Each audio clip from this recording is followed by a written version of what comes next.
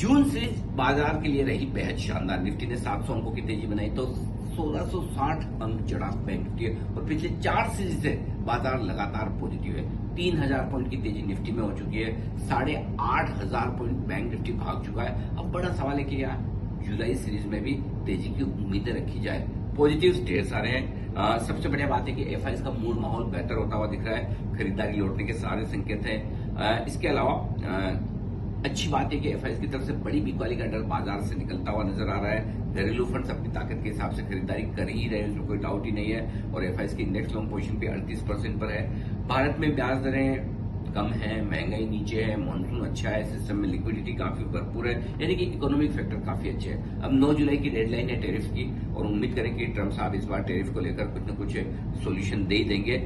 Israel, Iran, America का मामला भी पीछे छूट चुका है। डॉलर इंडेक्स नीचे है, कच्चा तेल नीचे है, अमेरिका में ब्याज दरें, बॉन्ड यील्ड्स कम हो रही है। तो ये सारे संकेत पॉजिटिव हैं, लेकिन चुनौतियां भी कम नहीं है। अगर कुछ आप चैलेंजेस देखना चाहें जुलाई सीरीज के लिए, तो वो ये है कि भाई देखिए, रिजल्ट सीजन की शुरुआत होगी। ये रिजल्ट कंपनियों के अच्छे आने बहुत जरूरी है।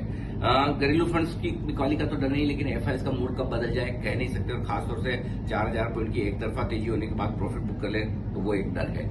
डर एक और है, ब्लॉक डील का, ऑफर फॉर सेल का, आईपीओ का। ये एक साथ जो आकर बल्क में पैसा मार्केट से खींच कर ले जाते हैं ना, तो लिक्विडिटी सिस्टम में थोड़ी टाइट रहने की उम्मीद है। उससे तेजी की स्पीड पर थोड़ा सा ब्रेक लग सकता है। निफ्टी 4000 पॉइंट 21,742 से एक तरफा बढ़ चुका है। अब वैल्यूएशन उतने सस्ते नहीं है, भाव वो नहीं है जो 22,000 पर थे, तो थोड़े महंगे हो चुके हैं। डर एक और ये कि टैरिफ वॉर की डेडलाइन के पहले ट्रंप कुछ और उटपटांग काम न कर दें, डरा न दें, या फिर कोई ऐसी अनहोनी ना हो जाए जो आपको हमको पता नहीं है, उसका तो क्या कर सकते हैं। अब रहा सवाल, अगर आपने तेजी मिस कर दी है तो क्या करें, और टारगेट क्या है। हमारा ये मानना है कि 25,826,000 की तरफ बैंक निफ्टी बढ़ सकता है, और उसके बाद रिव्यू करेंगे। मिड कैप स्मॉल कैप शेयरों के लिए ये सीरीज बहुत जबरदस्त रहेगी। लंबे समय बाद हमने बाजार को बढ़ते हुए देखा। अब जुलाई सीरीज में आप मिड स्मॉल कैप शेयरों को अगर पहले से लेकर बैठे हैं तो पकड़ के रखिए। 26,000 के आसपास रिव्यू करेंगे। जिन सेक्टर्स में पैसा लगाने का मौका है थोड़ा सा चेंज करिए।